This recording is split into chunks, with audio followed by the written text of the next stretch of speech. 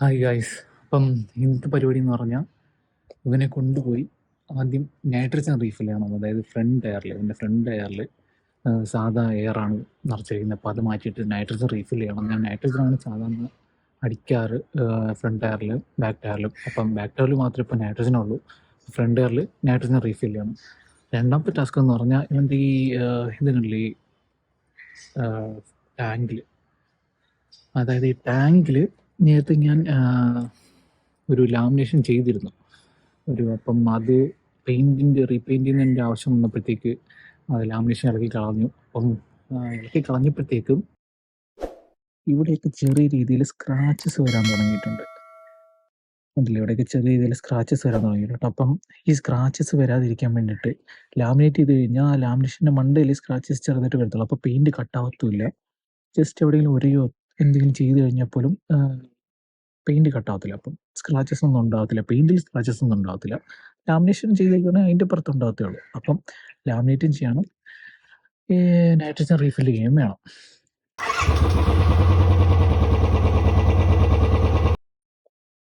പോവാം. First nitrogen refill ചെയ്യാം.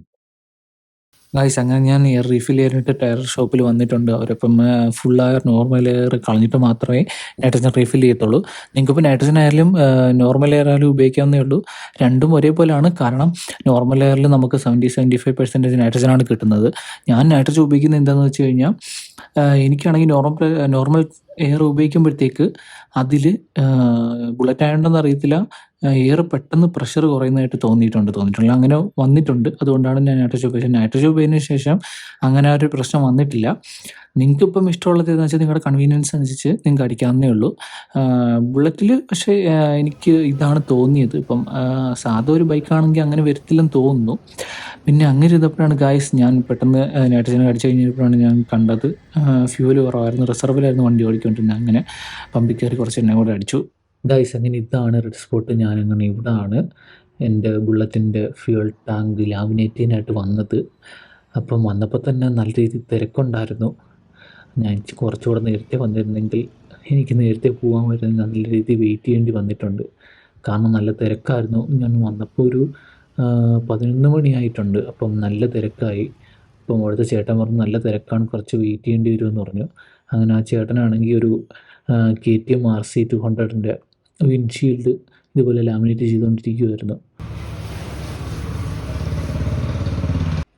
അപ്പം എൻ്റെ ബുള്ളറ്റിൻ്റെ വർക്ക് തുടങ്ങിയിട്ടുണ്ട്. ആദ്യം തന്നെ ഫ്യൂൽ ടാങ്കിൻ്റെ ക്യാപ്പ് ഊരി മാറ്റിയിട്ട് മാത്രമേ വർക്ക് തുടങ്ങത്തുള്ളൂ.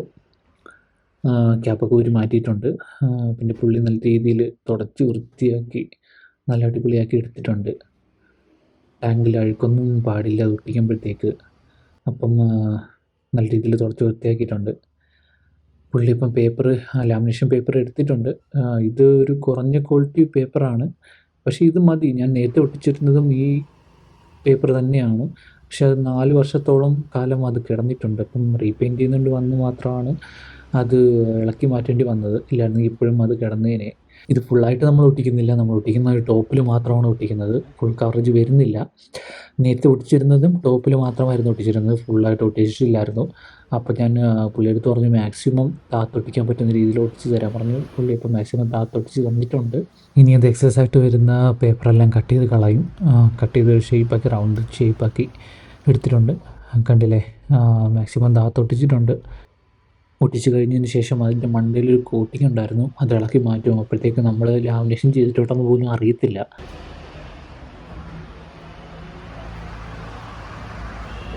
കണ്ടില്ലേ, ലാമിനേറ്റ് ചെയ്തിട്ടുണ്ടെന്ന് പോലും അറിയത്തില്ല. ഇനി ഇതിൻ്റെ സൈഡിലായിട്ട് സ്റ്റിക്കർ ഒട്ടിക്കും. അതായത് ഇത് തിരിച്ച് ഇളകി വരാതിരിക്കാനോ അല്ലെങ്കിൽ എഡ്ജ് അറിയാതിരിക്കാൻ വേണ്ടിയിട്ടാണ് ഈ സ്റ്റിക്കർ ഒട്ടിക്കുന്നത്. അപ്പോൾ നിങ്ങൾ ചാനൽ സബ്സ്ക്രൈബ് ചെയ്യാത്തവരാണെങ്കിൽ ഉറപ്പായിട്ട് ചാനൽ സബ്സ്ക്രൈബ് ചെയ്യണം. ചാനൽ ഷെയർ ചെയ്യണം. നിങ്ങളുടെ ഫ്രണ്ട്സിനടുത്തൊക്കെ ഷെയർ ചെയ്യണം. ഇതുപോലത്തെ വീഡിയോ കാണാനായിട്ട് നിങ്ങൾ ഉറപ്പായിട്ടും നോട്ടിഫിക്കേഷൻ കൂടെ ഓണാക്കി ഇട്ടേക്കണം. അപ്പം പുതിയ പുതിയ വീഡിയോ വരുമ്പോഴത്തേക്കും നിങ്ങൾക്ക് ഉറപ്പായിട്ടും കാണാൻ പറ്റും.